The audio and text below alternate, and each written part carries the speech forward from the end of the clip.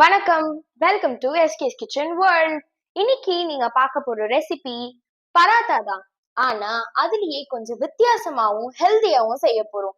எதை வச்சுன்னு பாத்தீங்கன்னா சக்கரவள்ளி கிழங்க வச்சுதான் செய்ய போறோம். சோ இன்னைக்கு நீங்க பார்க்க போற ரெசிபி சக்கரவள்ளி கிழங்கு பராத்தா. வாங்க எப்படி செய்யறதுன்னு பார்க்கலாம். சக்கரவள்ளி கிழங்கு பராத்தா செய்யறதுக்கு என்னென்ன இன்கிரீடியன்ஸ் தேவைன்னு பார்த்துடலாம். முதல்ல கோதுமை மாவு 2 கப், 2 சக்கரவள்ளி கிழங்கு, 1 டீஸ்பூன் தனி மிளகாய் தூள், கொஞ்சமா கொத்தமல்லி நல்லா நறுக்கி வச்சிருக்கோம். வாங்க இப்போ சக்கரவள்ளி கிழங்கு பராத்தா எப்படி செய்யறதுன்னு பார்க்கலாம். முதல்ல சக்கரவள்ளி கிழங்கு இந்த குக்கர்ல வேக வச்சுக்கலாம். இப்போ இதுல சக்கரவள்ளி கிழங்கு எல்லாத்தையும் சேர்த்து அது மூழ்கிற வரைக்கும் அதுல தண்ணி ஊத்திக்கிட்டு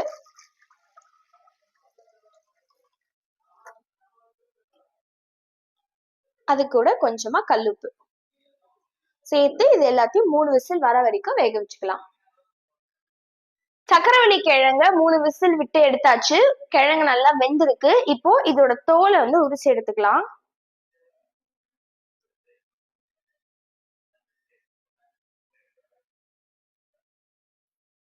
முதல்ல சப்பாத்தி மாவு பிசைஞ்சு எடுத்துக்கலாம். அதுக்கு 2 கப் கோதுமை மாவு போட்டிருக்கோம். அது கூடவே தேவையான அளவு உப்பு, கூடவே கொஞ்சம் கொஞ்சம் ஃபர்ஸ்ட் இதை பிசைஞ்சு விட்டுக்கலாம். இப்போ இது கூட தண்ணி கொஞ்சம் கொஞ்சமா சேர்த்து சப்பாத்தி மாவு பதத்துக்கு பிசைஞ்சு எடுத்துக்கோங்க.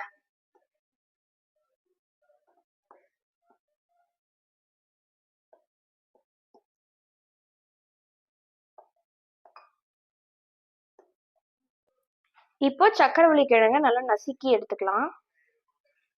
எப்படி நம்ம உருளைக்கிழங்க இது பண்ணுவோமோ அதே மாதிரிதான்.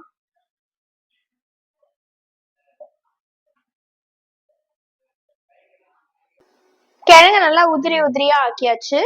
இப்போ அதுல கொஞ்சமா தனி மிளகாய் தூள் போட்டுக்கலாம். அது கூடவே கொஞ்சமா கொத்தமல்லி சேர்த்து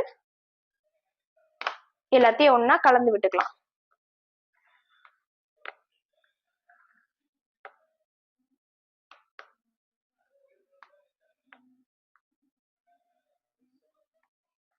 மாவு நல்லா பிசைஞ்சு எடுத்தாச்சு. இதை இப்போ ஒரு 10 நிமிஷத்துக்கு ஊற வச்சுக்கலாம். இப்போ சப்பாத்தி மாவை கொஞ்சமா பிச்சு எடுத்து பால் மாதிரி உருட்டிக்கோங்க.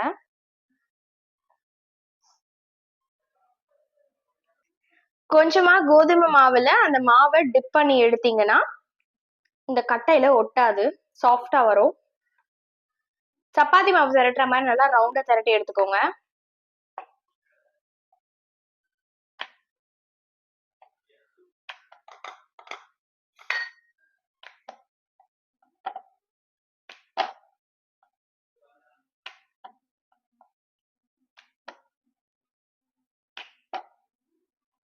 சப்பாத்தி மாவை இதை மாதிரி திரட்டிக்கிட்டு நம்ம ரெடி பண்ணி வச்சிருக்க இந்த ஸ்டஃபிங்க அந்த மாவுக்குள்ள வச்சு அதை நல்லா பால் மாதிரி கொண்டு வந்து அதோட சேர்த்து திரட்டிக்கலாம்.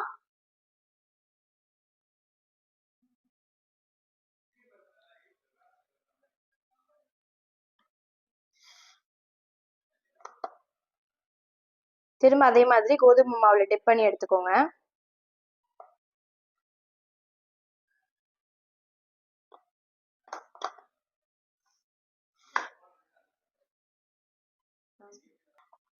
ரொம்ப அழுத்தி திரட்டக்கூடாது. ரொம்ப அழுத்தி திரட்டினீங்கன்னா உள்ள வச்சிருக்க ஸ்டஃபிங் எல்லாமே வெளியே வந்துடும். அதனால மெதுவா திரட்டுங்க.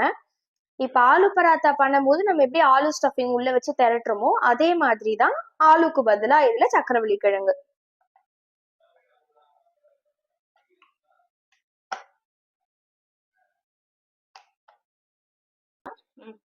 ஸ்டவ் ஆன் பண்ணி அதுல தவா வச்சாச்சு.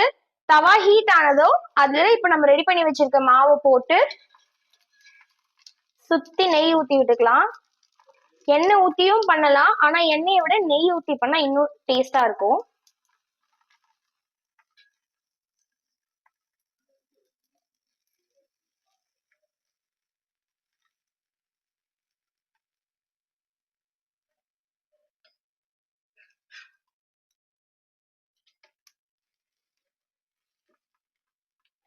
சப்பாத்தி எப்படி சுடுவோமோ அதே மாதிரிதான்.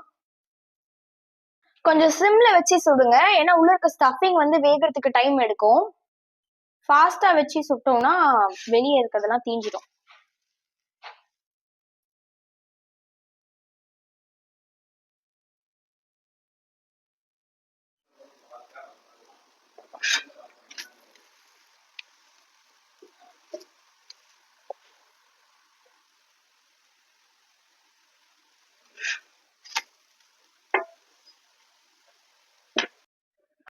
சப்பாத்தி 2 பக்கமும் நல்லா வெந்துருச்சு.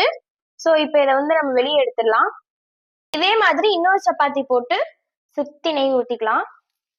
ஆக்சுவலா இது சப்பாத்தி இல்ல, பராத்தா.